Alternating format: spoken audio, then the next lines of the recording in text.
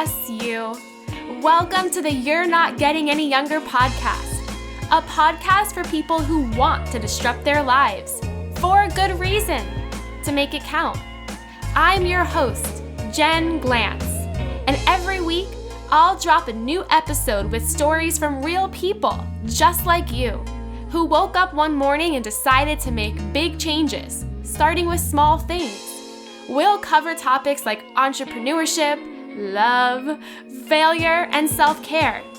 Hey, you're not getting any younger, so let's make this an adventure. Ready?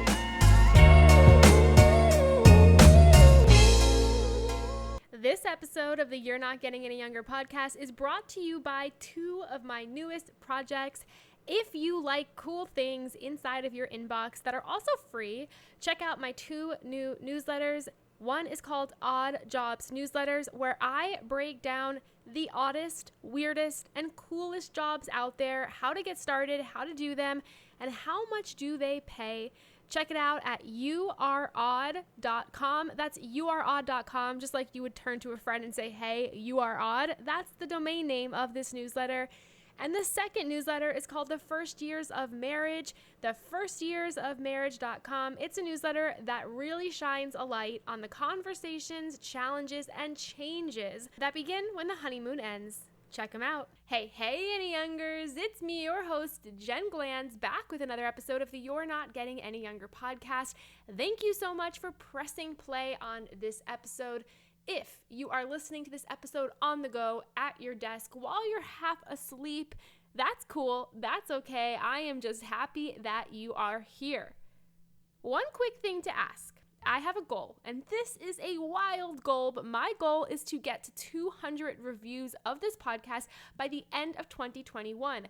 Right now, I am stuck at about 165 reviews. So if you, the person next to you, anybody you're going to come in contact with today is listening to this podcast on iTunes, if you can, just scroll all the way down on your app. You'll see a button that says rate and review the show. If you could click some stars, write a review, ooh, that would mean so much to me, just to help me meet this freaking goal. I've been podcasting for over 3 years. My goal is to get to 200 episodes by the end of this year. It's going to happen. I have a schedule in place. I also want to get to 200 reviews, so if you could help me with that, it would mean so much.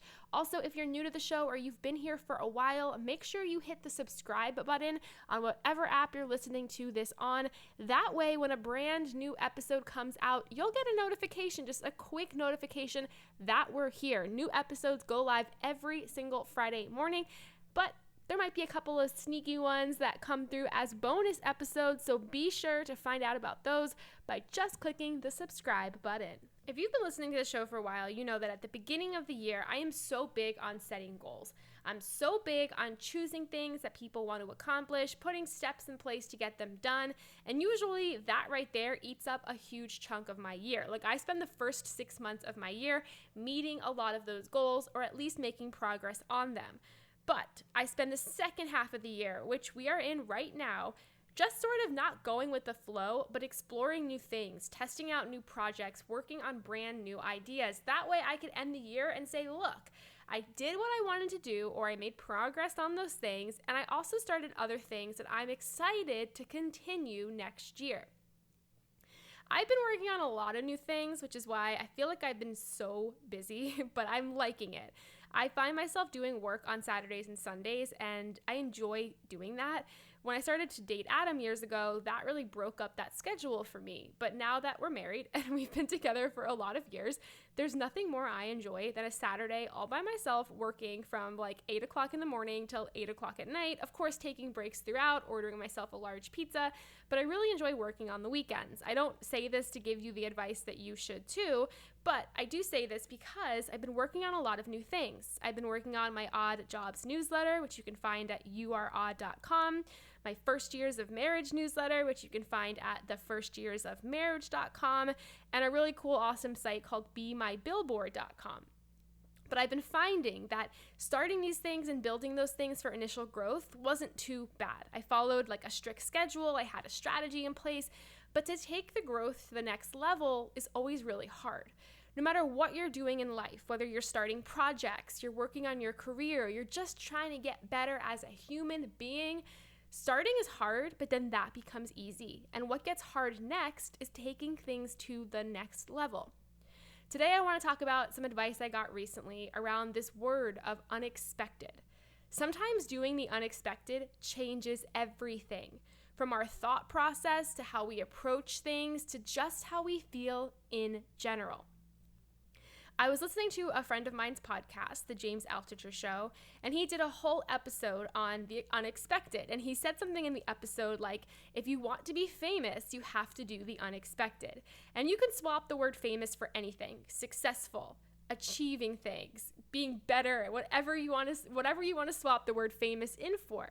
And after I heard him say that, it was a Monday when I listened to that podcast, I texted 5 people I knew and shared that quote with them. When we're feeling stuck in life, or stuck on our outlook, or stuck on what to do next, sometimes we have to do the unexpected. The more I thought about this, the more I realized that that's a secret to success and happiness in your life. And I mean that because when we do the unexpected, it just means doing something different.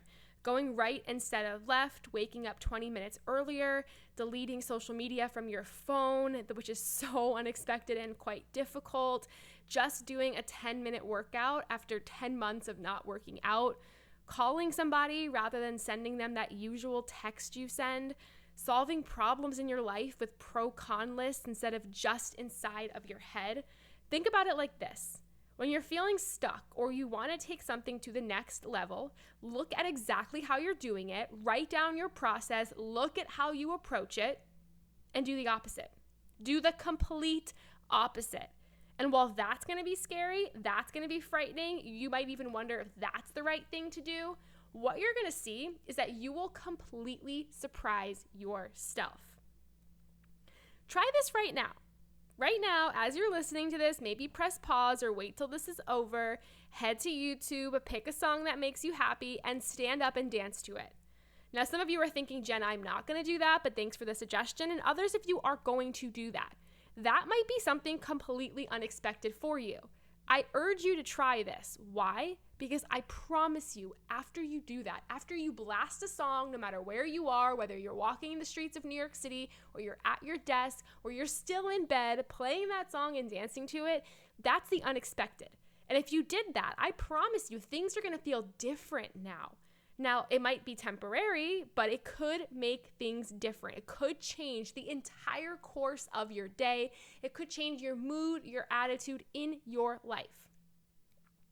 I dare you to do something unexpected, because perhaps the secret to everything is the one thing we avoid the most: change. We don't like change. We don't want change. We just do what we do again and again and again and hope for some things to change.